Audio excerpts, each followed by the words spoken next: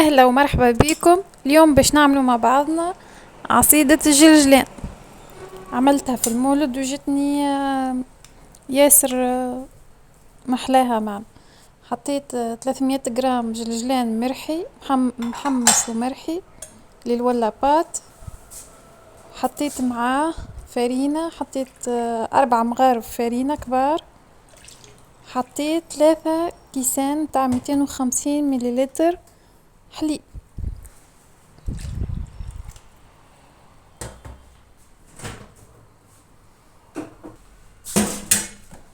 تو لازم نحركهم بالباهي باش ما تقعدش في حتى تكتلات مثلا. باش نعملهم بالميكسير بلونجون باش ينحيلي التكتلات الكل من الحليب، باش كي نطيباها تجينا من غير تعابر من غير.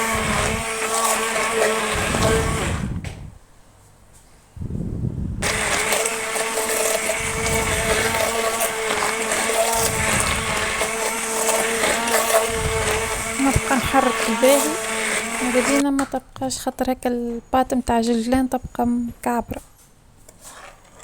تو بعد ما رحيتها بالباهي بالميكسير بلونجون نحطها فوق النار ونبدأ نعصد فيها ونحرك بشوي بشوي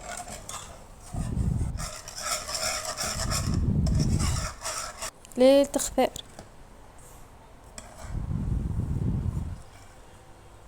هنا حطيت السكر، حطيته في الاخر كي حسب الرغبة.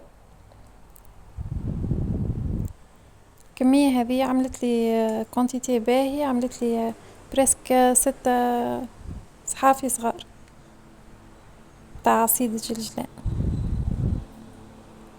نصبوها في صحافي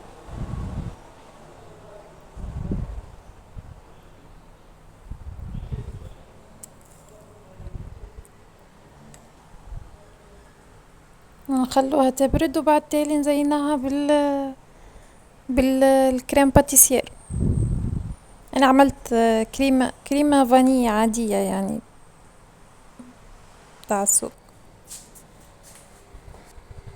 نزيناها من فوق، كل واحد واش يحب كيفاش يزين. زينتها باللوز مرحي ومن فوق جابها كل واحد كيفاش يحب يزين. هتصير